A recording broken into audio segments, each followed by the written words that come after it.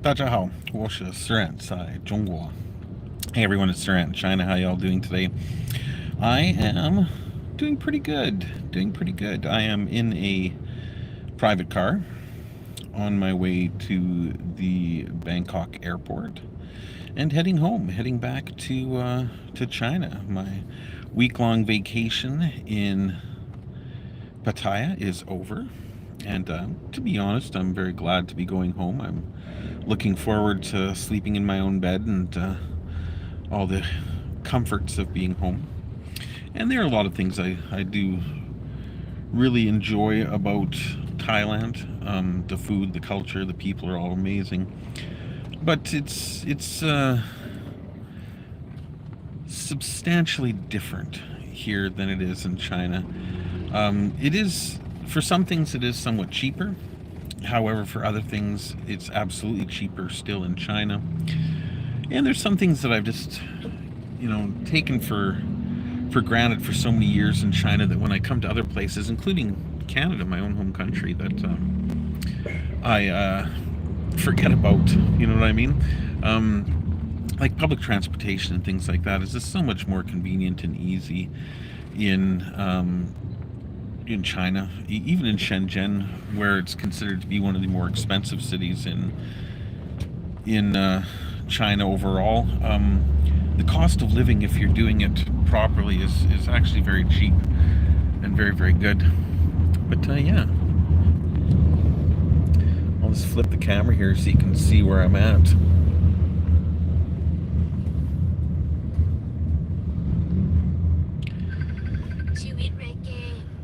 Yeah, looking forward to getting back. It's a 3-hour flight. My flight is at 4 o'clock today, so I have lots of time. I'm leaving Pattaya at noon. It should take, depending on traffic, about 2 hours to get there, which is okay. That's not terrible. If I'm there 2 hours early, that's great. But if there's traffic jams and it takes a little longer, I've also got that buffer, which is good. So yeah, this has been a fun trip. It was good to catch up with my buddy. Kind of crappy that I hurt my toe as badly as I did, but it is on the mend already. Doing much better. I'm flying a cheap airline, so when I get to the airport, I'm going to try to see if I can purchase a little bit of an upgrade so I'm not in a middle seat between two people on these super tiny little flights. I'm not sure that I'll be lucky or not, but we'll see. I'm willing to pay the extra 100 or 200 Hong Kong dollars to have an aisle seat, or even better if I could find a legroom seat if there's still one available, but chances are I won't be able to. But that's okay. Like I said, 3 hours of squishiness and discomfort is not so bad.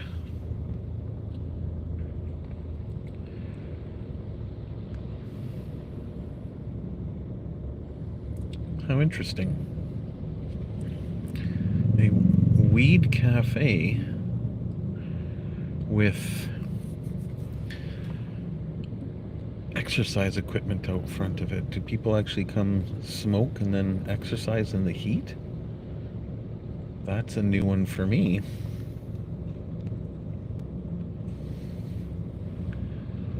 But perhaps so. I don't know.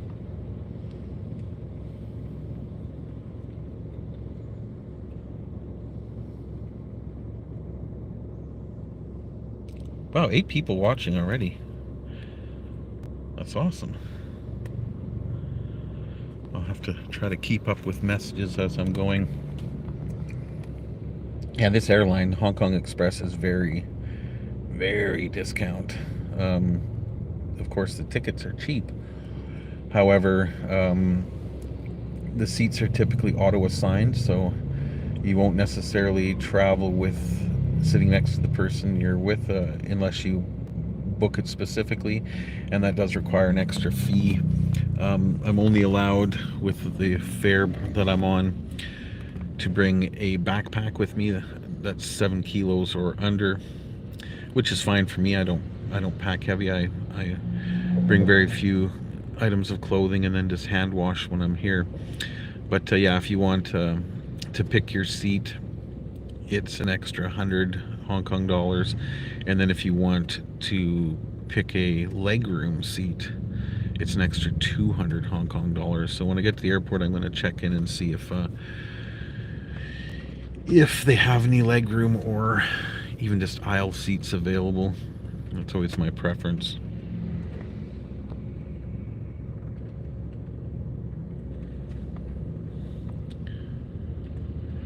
Well, I just watched some videos from Bangkok this morning talking about the situation, and nothing's really changed there. It's just life as usual.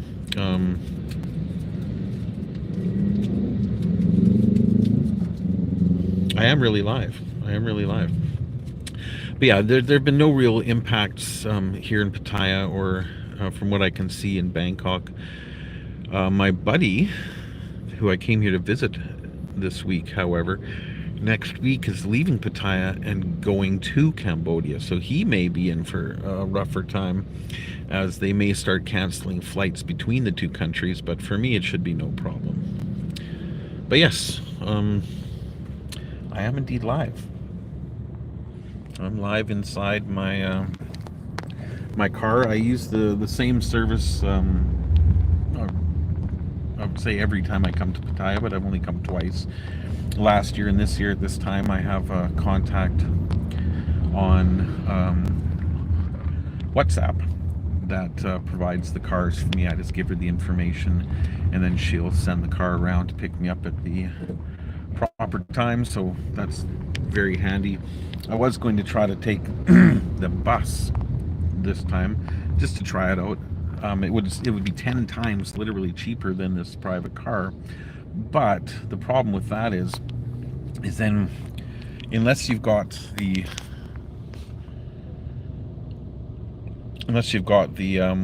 online payments set up for Thailand, which I don't, you have to actually purchase tickets in advance by going to the bus station, or you can take your chances. But then from where I was, it would have been 100 baht or more in a taxi to get there yesterday, 100 baht in a taxi back, then 100 baht to go again back to the station, buy the ticket, etc., etc. It just seemed like a lot of hassle, where I could just pay for this car and take me directly here.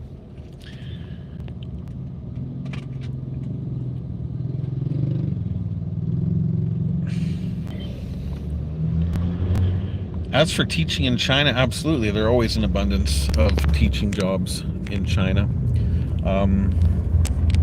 Absolutely, there's tons and tons of advertisements.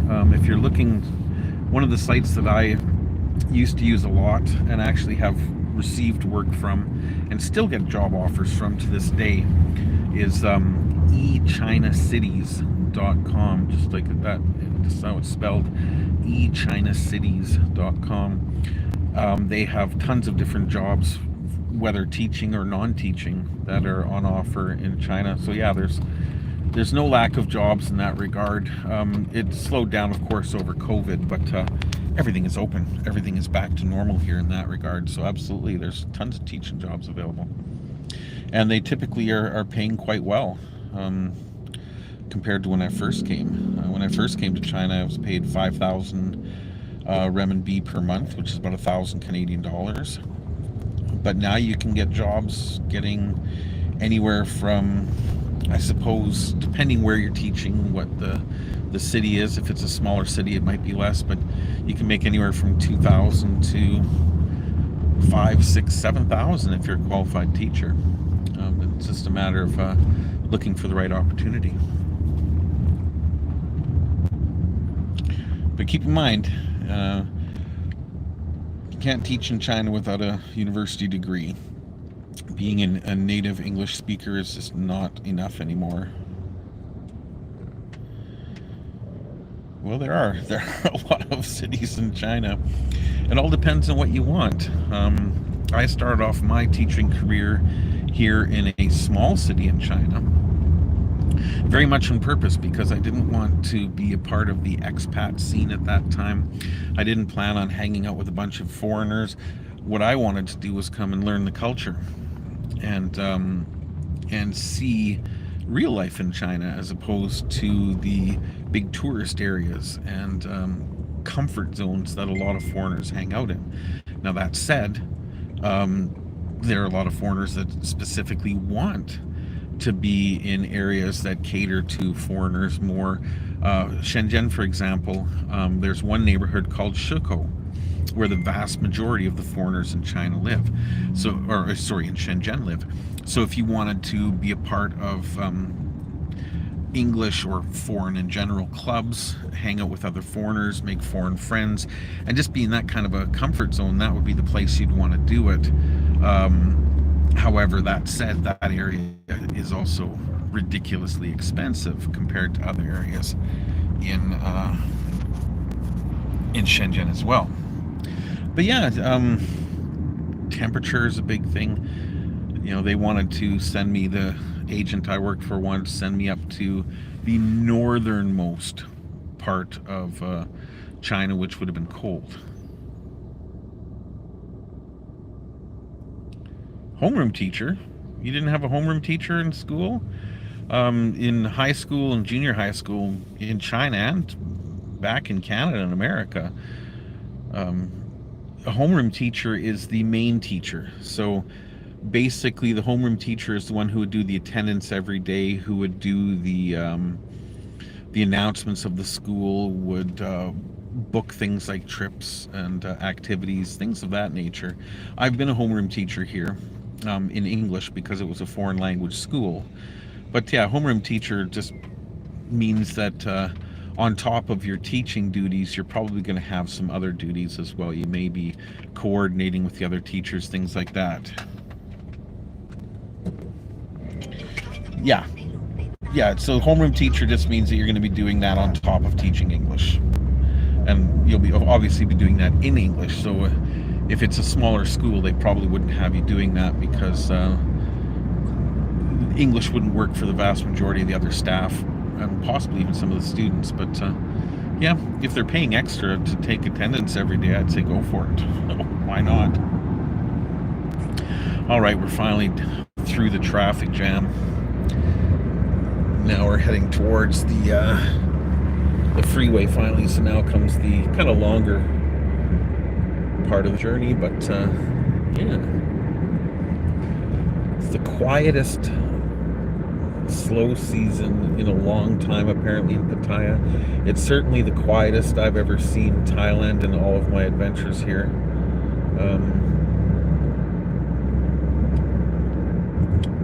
But it was good. The food was good. The hotel room, for a 2-star hotel room, paying 24, or whatever the exchange rate is now, 20 RMB or 20 Canadian dollars a night, was clean. It was decently quiet. So nothing too terrible. I'm happy with that.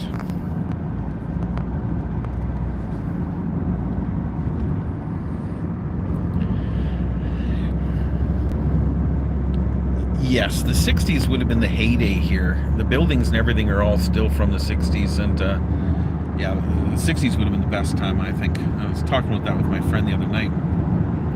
It's funny that the homeroom teacher only did that in America. In Canada, our homeroom teacher could be anybody. Could be our math teacher, could be our English teacher, could be whoever had that class assigned to them. Basically, I think the way it worked is whatever your first class of the day was, at the beginning of the week, that was your homeroom. But yeah, either way, yeah, homeroom isn't very common for English teachers, because typically those teachers will have to deal with the school staff, and possibly speaking with parents and things like that. So if they don't have any Chinese skills, homerooms likely would be more difficult for them. I could speak with the Chinese staff and the parents, so for me, it was a no-brainer to put me in as the homeroom teacher. But yeah, in the end, it's probably just more work with no extra pay, to be honest.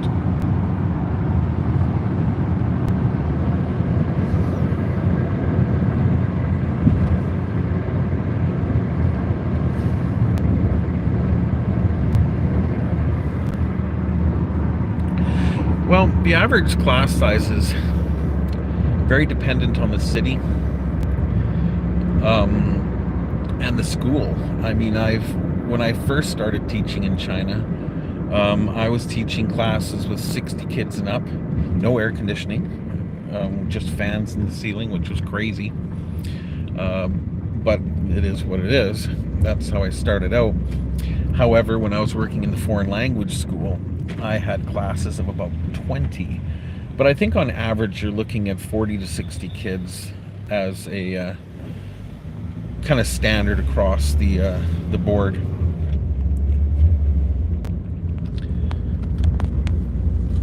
Yeah, 60 teenagers, by the way, is way better than 60 kindergarten students. But typically the kindergarten classes will be a bit smaller than that, but they're usually at least 30 to 40.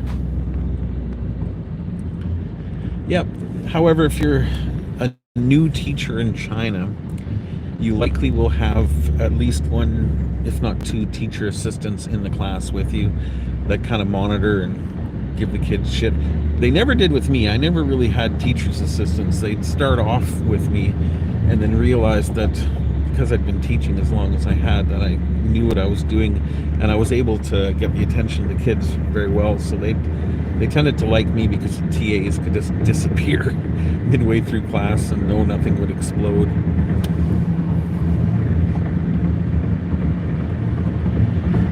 Yeah, 40 to 60 could, like I said, if you start off your teaching career in a smaller community or a smaller city, then yeah, that's probably normal.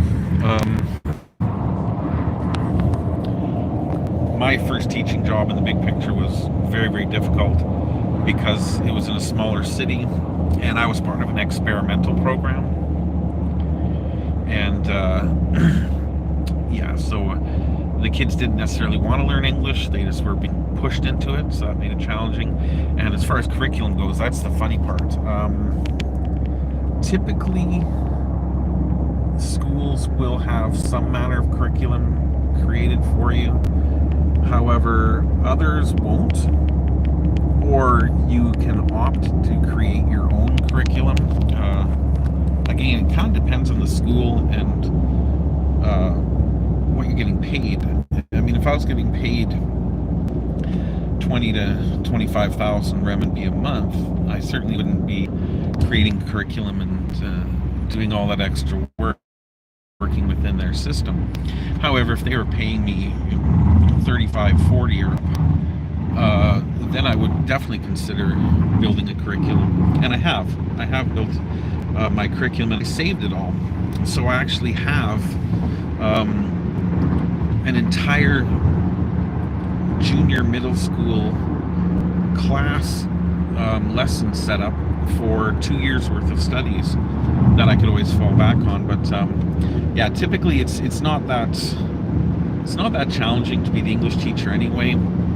You may give exams, you may do some spoken stuff with them, but it's not like a hardcore curriculum where there's detailed testing and attendance records and behavior, things like that. Most English teachers just go in and practice speaking with the kids for an hour a day in each class, and that's the end of it. There's typically not a lot of homework that you give kids. They get enough in the Chinese system. So yeah, it's pretty basic in that way.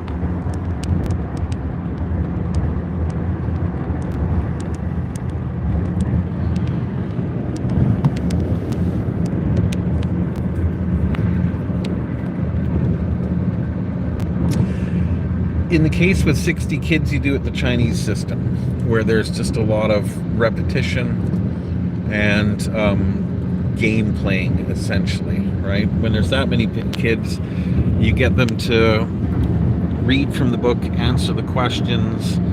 You know, when they're done answering the questions, write the answers in their books. You get them to, you pick on different kids to read the answers out loud, get them to repeat the answers out loud again. Yeah, it's basically read and repeat, and to have you attempt to correct the pronunciation, but it's not something you can really do on a student by student basis. I did indeed have a doner kebab before leaving Pattaya, and it was delicious. Thank you very much for that. I appreciate it. That was very kind of you. And yeah, I had a lot of really good food while I was here. A lot of stuff that can be had in China, but it's just less easy to find. That's why I tend to I'd never come here, and there's ample amounts of Chinese restaurants, but I'd never eat at a Chinese restaurant in Thailand. However, that said, I did find a remarkably good Thai restaurant recently in China, in Shanwei, when I was on my little 5-day jaunt there. And yeah, it was so good that I would honestly go back to Shanwei just for a day trip to go have Thai food there once I get the hankering. Because from my place now, it's probably 20 Canadian dollars, 100 RMB round trip, including the taxis, high-speed trains, and the bus on the other side in Shanwei. Shanwei is only a 25-minute jaunt on the high-speed train for me, and very inexpensive. And I know exactly the neighborhood that it's in. And the city bus for 2 RMB goes straight from the train station, the high-speed train station, to that restaurant. So I could very easily just go for a meal and then come back. Let's see here. Pardon the bumpiness. I am obviously in a car flying down the freeway right now.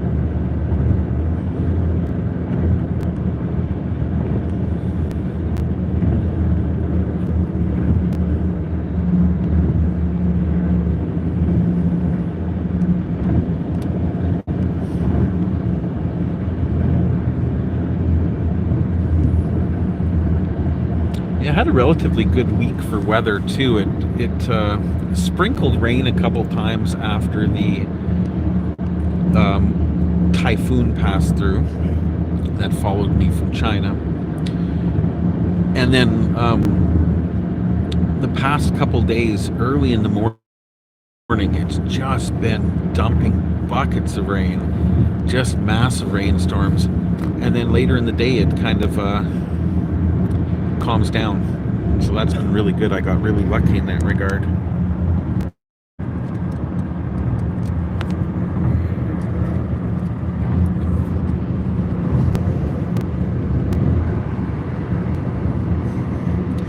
Yeah, and it's gray and cloudy now, but at least it's not pouring rain like it was this morning. I thought I'd have to be running out, getting soaked, getting into my car and stuff to make it to the airport. Yes, I am flying out of that particular Bangkok Airport. I can never pronounce the part, so I won't even bother trying. I won't insult the name of the airport by trying to pronounce it correctly. But yes, indeed, I am. And then direct flight straight back to Hong Kong. And then from there, well, if I get there in time and I can still book the high-speed train to Huizhou, then I'll head straight home. If not, I will likely just get a hotel in Shenzhen for 20 or 30 bucks and call it a night and make the journey in a much more leisurely fashion the next day. Suvarnabhumi. Okay. No, I don't want to book on the phone right now. I could, but the last train out of Shenzhen to Huizhou is at around 10 p.m. And of course, I could book it now, but the way things are going, with flight delays and stuff like that, my luck, I'd be delayed and I'd miss the train anyway and still be staying in a hotel. So I'm just not going to bother. It's not that much of an emergency to get home ASAP. I've got everything I need with me right now. And once I'm in China, then I'm in my comfort zone, right? I can walk into any hotel and book a room. Easy peasy. That's no problem at all. In fact, after the flight, as opposed to just going straight from the flight to the high-speed train to swapping trains in Shenzhen North Station and then taking a taxi home from there, spending 20 bucks to stay overnight in a nice hotel, get a nice meal in a Chinese restaurant, call it a night, and start up early the next day or midway through the day. It might be a lot better, a lot more comfortable in the long run.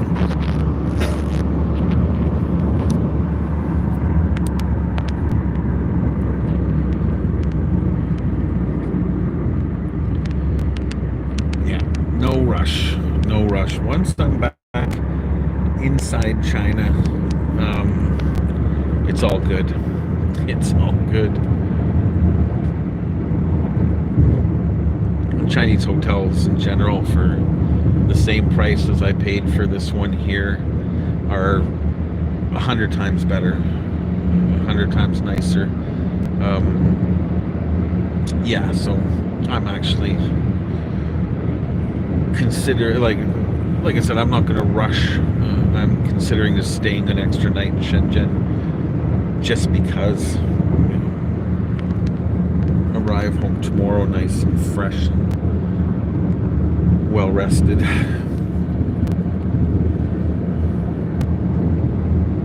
I gotta say though, this roaming that I'm using here in Thailand, it's built directly into the phone on my Oppo phone. I also know it's also available on the OnePlus phone, whoever makes those, and maybe that's the company name OnePlus, but roaming has been freaking amazing. From the moment I touched down a week ago in the airport, it just popped into existence with super fast, like amazing 5G speeds for everything, including this live stream I'm doing now. That's why I decided to do this live stream, because I paid $7 Canadian, so under $6 US, for 10 days and 50 gig of data. I haven't even used 10 gig of data while I've been here, but for $7, 35 RMB, that's outrageous. That's way better than any of the data plans that I could have possibly gotten here from one of the local providers. And in fact, roaming uses those local providers anyway. I was looking at DTAC. As it turns out, roaming is using DTAC high-speed network anyway, so no problemos. And no, there's no eSIM with roaming built into the phone. It will take up one of SIM card slots, but it's not an eSIM. It's just a service. And it's really, really good. They have service in a lot of different countries. They even have service from Canada, so when I go to Canada, I can actually pre-purchase a data plan before I even get there, since my existing Canadian phone number doesn't have data. But a very, very cheap price, I can buy a long-term data plan while I'm there, because that'll be my next trip, I think, is going back to Canada. Yeah, roaming. Check your phone. If you go into settings and then the SIM card settings, if it's there, that's where you'll find it. It's not an app. You won't find it searching in there. It's in the actual settings of the phone itself. But yeah, I'm only going to use 40 of the 50 gig at best, and it's all been super high speed. Really quite impressive.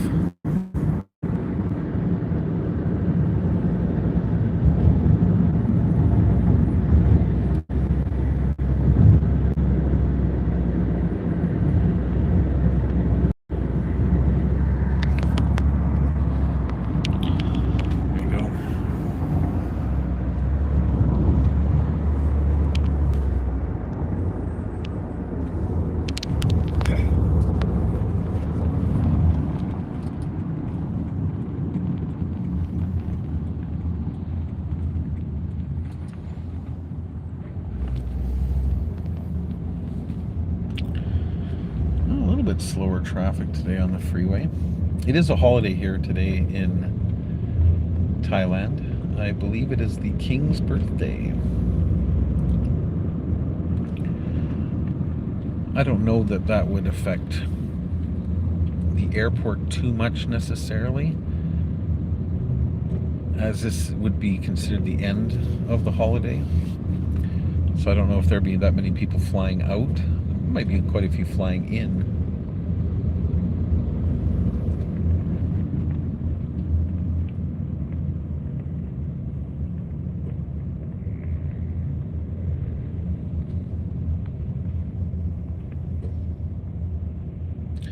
One thing you don't see many of in Thailand is electric cars. Most are gas. Most are still completely gas. And the motorcycles, I don't know that I saw even one electric motorcycle, but the motorcycle scene is crazy here. There are little teeny tiny scooter type of motorcycles that people have put these outrageous exhaust pipes on, so that they literally sound like Harley Davidsons. So many times I turned hearing this loud, massively guttural sound behind me of what had to be at least a Harley Davidson, if not a gang. And it was some dude on a scooter that I could have picked up and carried on my backpack.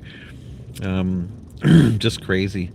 That's one downside of the nightlife type areas here, is that you get a lot of these outrageously loud, unnecessarily loud motorcycles. I even saw one that I think was the only e-bike, electric bicycle I saw, and it was a bicycle, it wasn't a motorcycle, that had some kind of speaker on it, so that when you revved the electricity, or when you turn the throttle, it would make a sound like a loud exhaust pipe, even though it didn't have an exhaust pipe. I thought that was amazing. No idea the gas price here, to be honest. I haven't gone to a gas station, nor have I needed to. If I see a gas station on the way, I'll let you know. The bottom range of e-bikes in China is cheap. I paid more for my standard bicycle than I did for, or than I could have for a lower range e-bike here. Typically, for just a little neighborhood scooter for getting around, $100 Canadian, 150 maybe. I know I saw some advertisements, or well, actually not advertisements. I stopped by in Huizhou. I stopped while the wife was inside doing some paperwork. I stopped by and took a look at the pricing on some scooters, some electric scooters. They look like the standard Chinese e-scooters. They don't look like motorcycles, but they also don't look like bicycles type of things. You know, they look to me a lot like those Vespas from back in the day. But yeah, the prices on those were 666 renminbi, so that would put it at about 120 Canadian dollars. So really, really cheap. You can get that kind of stuff for nothing, and that's brand new. And then charging those things is ridiculously cheap too.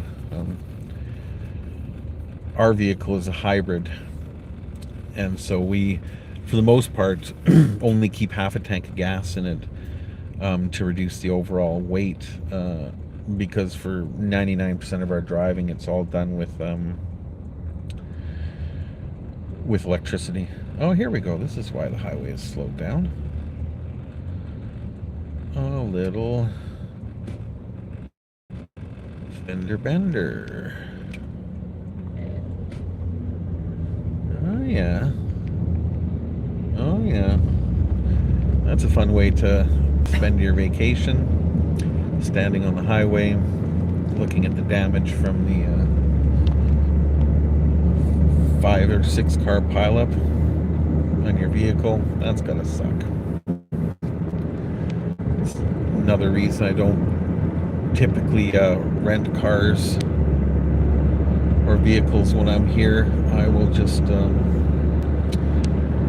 do things like this, take little Ubers and stuff around, and then that way it's their issue.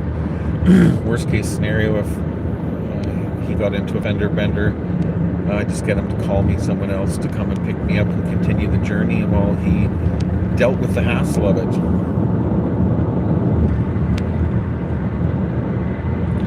Here we go. This is the speed we're meant to be traveling at.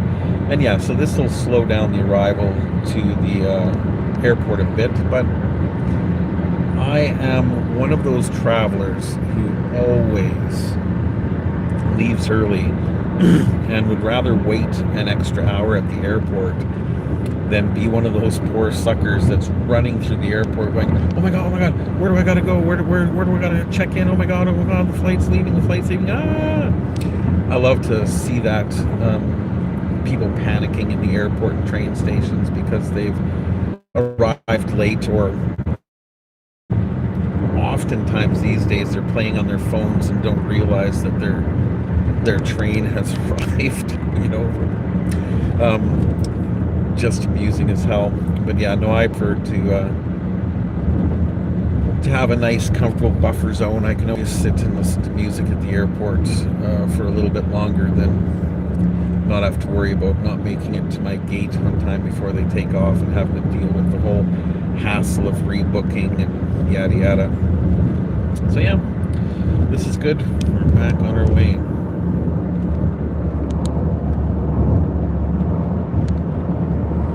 Yeah, doing this live stream, the only slight moderate concern is that using up the battery on the phone. But this phone, the battery is amazing.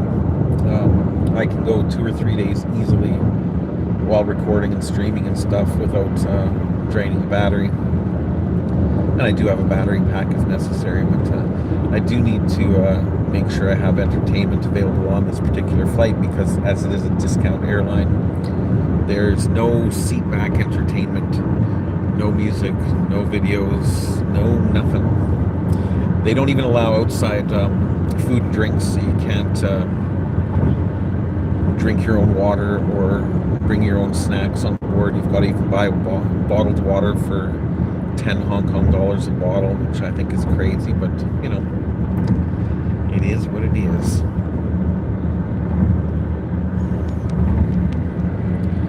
Like I said, it's only a 3-hour flight. I can live through a lot of discomfort for 3 hours. Wish me luck though, wish me luck. I hope I can get a seat upgrade when I get there. Won't be free, but I don't mind paying $20 to $40 Canadian for a little bit of extra comfort. It won't be a lot, it still won't be cheap, but it would be better than it is now. Middle seat. Ugh. At least flying here, I had a window seat, which was still squishy, but at least I only had one person on one side as opposed to having two people. The worst flight I ever took in my life was a flight back from Hong Kong to Canada, where I had a middle seat, but it was a legroom aisle. It was a bulkhead aisle, so I thought, oh, this will be all right. But on either side of me, I had a gigantic man and an equally gigantic woman. So there were no armrests for me. Their bodies completely hung over the armrests. I sat with my shoulders pinched together and my arms in front of me the whole flight. And to top it all off, these two people were a couple who I guess booked their seats away from each other in the hopes that somebody wouldn't book the center seat and that they'd be able to stretch out a bit. Or it could just be that they didn't like each other. They spent the entire flight barking at each other and arguing with each other right over top of my face. It was horrible. Absolutely terrible flight. It was completely booked, so I had no choice. I had to sit there. But yeah, we'll hope for the best today.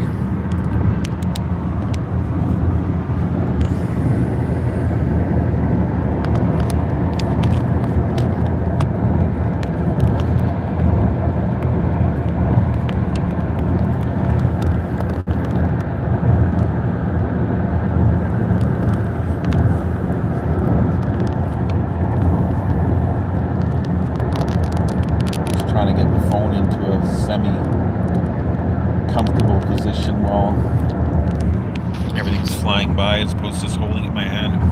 I have, of course, my tripod and everything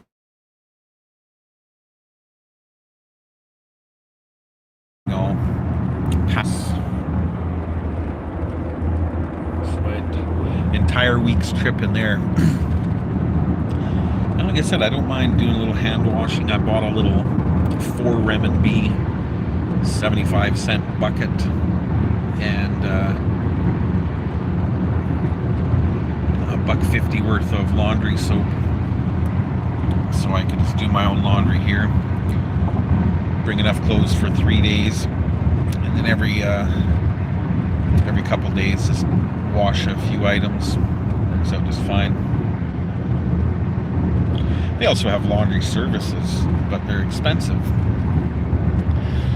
For a kilo of clothing or less,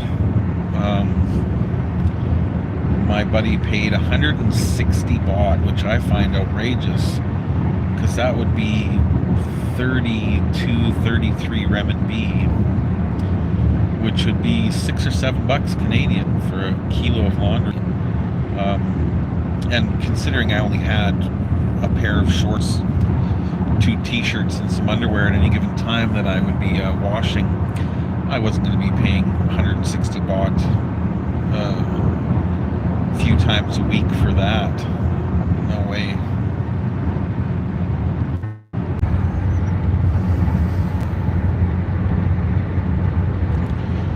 The world is just zipping by right now.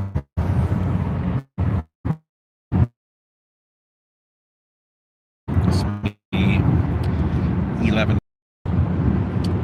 baht, so that's 220 renminbi, $40 Canadian, 35 US, a lot cheaper than $20.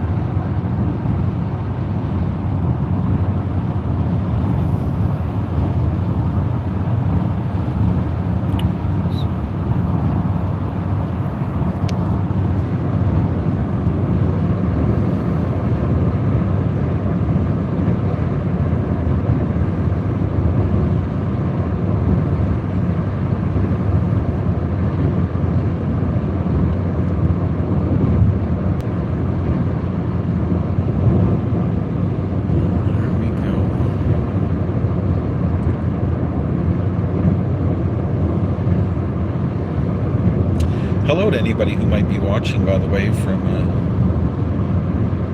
Canada or America, or any of my friends or family out there that might be tuning in. It's kind of funny, actually. I've heard from a couple of people now who were watching my live stream, who who I didn't expect to be watching my live stream. So I guess it's a good thing I'm not in a state of undress. Not that I would be doing live streams like that anyway. But yeah, it's interesting.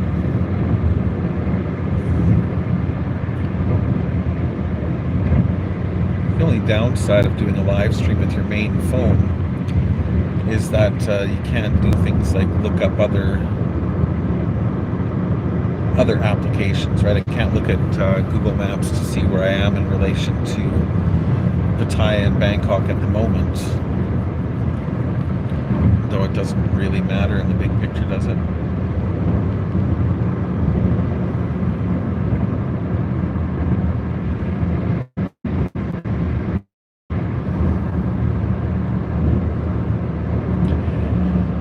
But yeah, I figured since I had so much data left over from this data plan, that why not just do another live stream on the way to the airport, answer some questions. I could live stream at the airport too, but I figured this might be more interesting.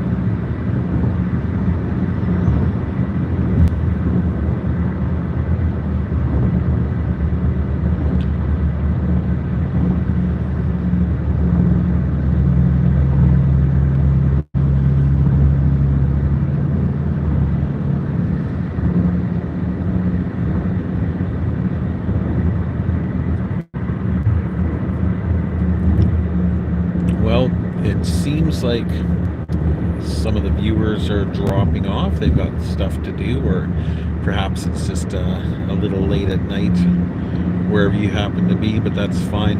I think I'm going to take a rest from the live stream here, just because I do want to preserve my battery a bit, though I'll likely find a place to charge it in Bangkok at the airport. But yeah, thanks everyone for joining me as usual, and do a guy a favor, if you haven't subscribed yet, go ahead and hit that subscribe button and throw me a thumbs up. It does help a lot. I will be doing more traveling, theoretically some pretty interesting places in the very near future. I'm looking at possibly a trip to Xinjiang, which would be fantastic, because I'd love to actually go there myself and make videos showing people that there's not a Uyghur genocide going on, that it's not all concentration camps and a militaristic gulag like Western media would have you believe. I know people from Xinjiang personally. I know people who have been there recently. So I know that's all crap, but it'll be good to go there and to make some videos. Look forward to that. But for now, I'm going to sign off. My hand is going numb from holding my phone so long without tripod. So as always, thanks everyone. We'll see you in the next video. Sai Chen.